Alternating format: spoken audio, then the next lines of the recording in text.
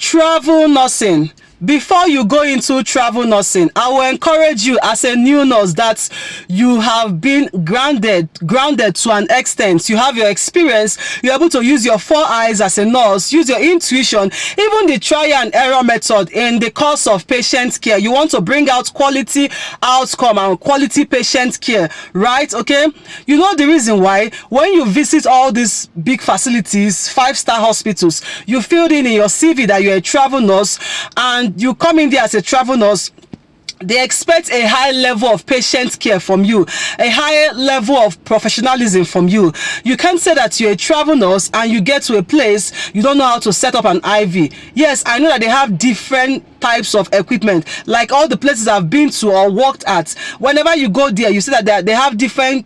It's cannula, but it's different type. They have IV pumps, but it's different types. Okay, they have catheters, but it's different types, like different designs. But the main thing that you should be able to know how to use it. Let it not be that you don't know how to like twerk it or close it. That kind of, it's a different thing, but you're able to use it. You're able to find the spot where you're supposed to fix. You can't say that you are a travel nurse and your patient is going into septic shock. Their temperature is like around 101.04 degree Fahrenheit. Their pulse is more than 95. Their blood pressure is dropping below 90, that kind of a thing. And you can't tell that this patient, their respiration is hitting the roof, and you are seeing their white blood cell. You are looking at the lab, is going high. You can't even tell that this patient is going into septic shock, and you said that you're a travel nurse. Let me tell you, you're going to have problems, okay? And these days they find it so difficult to train nurses, like trained travel nurses. You can come into a place as a travel nurse and they just assign you 1 day orientation. Some people assign you 2 days orientation. While some places, if it's maybe like nursing home or psychiatric facilities, or more, you may be very unlucky. They may not even give you any orientation. That night, you are expected to start delivering high quality of care. So you don't want to go and disgrace yourself. You don't want to start biariaka. You come and be putting hand like somebody that didn't even go get the basics. Yes, you have passed your NCLEX, right? Which is, those one is content. It is the theoretical aspect of nursing.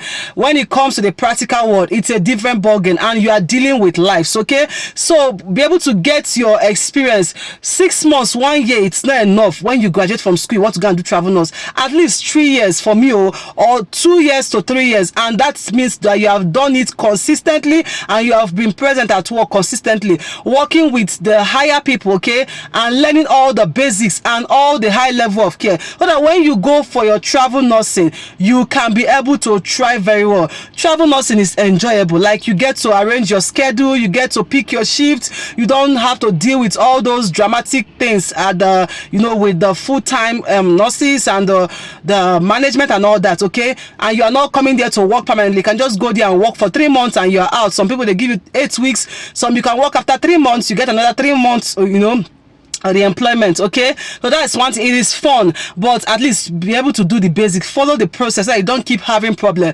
Because if you make mistake or cost anybody their life, they are going to sue you. You won't go free. Okay, even people with plenty experience, they are still struggling and having issues. Okay, so make sure you have been grounded to an extent before you pick up travel positions. It is enjoyable, it is fun, you make a lot of money depending on where you are, the state you are and where you are working, okay? But make sure you have your experience, you are grounded, so that when you go, if they ask you any question, you'll be able to answer, and you know the right questions to ask, and you know who to ask questions, you know how to communicate, you know how to navigate and be able to pull through. Okay.